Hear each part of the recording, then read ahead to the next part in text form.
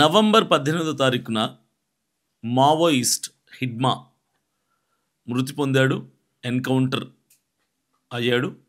మీకు తెలుసు ఆ విషయం. చాలామంది యువతీ యువకులు కావచ్చు, ఇంకా మిగిలిన ప్రజలు చాలామంది హిడ్మాని ఈరోజు ఒక హీరోలాగా, ఒక ఇన్స్పిరేషన్గా తీసుకుంటున్నారు. కొంతమంది అతను విలన్ అంటున్నారు. ప్రభుత్వం మీద తిరగబడ్డాడు, పోలీసులను చంపారు అని కొంతమంది మాట్లాడుతున్నారు. అసలు హిడ్మా ఎవరు? హిడ్మాని ఎందుకు ఎన్కౌంటర్ చేశారు? అసలు అతను ఎందుకు మావోయిస్ట్గా మారాల్సి వచ్చింది? అతను మంచివాడా చెడ్డవాడా?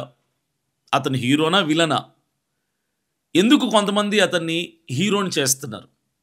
ప్రభుత్వం ఎందుకు అతన్ని విలన్ అంటుంది? ఇవన్నీ విషయాల్ని నేను మీకు డీటెయిల్గా ఎక్స్ప్లెయిన్ చేస్తాను.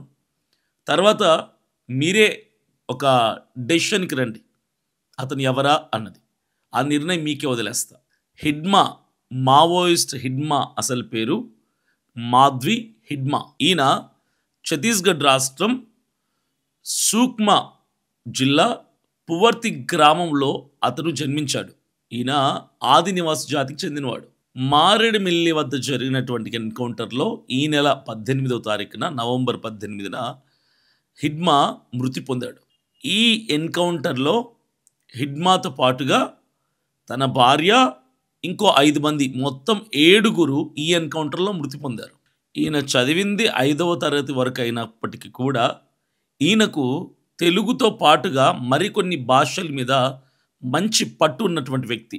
ఇక హిడ్మా అసలు జీవితానికి వస్తే ఆయనకు ఒక తల్లి ఉంది, ఆయనకు ఒక భార్య కూడా ఉంది. ఆ భార్య కూడా మావోయిస్టే. మావోయిస్ట్ అయినటువంటి ఒక అమ్మాయిని ఇష్టపడి, ప్రేమించి పెళ్లి చేసుకోవడం కూడా జరిగింది. మనలాగే ఒక సాధారణ జీవితాన్ని గడపాల్సినటువంటి వ్యక్తి హిడ్మా ఎందుకు దారి తప్పాడు అనొచ్చా, లేదంటే అతను కావాలని ఎన్నుకున్నాడు అనొచ్చా?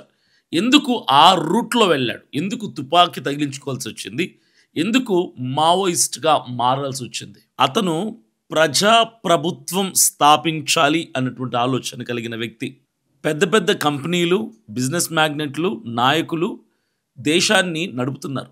ఇది నచ్చనటువంటి వీరు మావోయిస్టులు, హిడ్మా కొత్త ప్రభుత్వాన్ని నిర్మించాలి అన్న ఆలోచన వీరిది.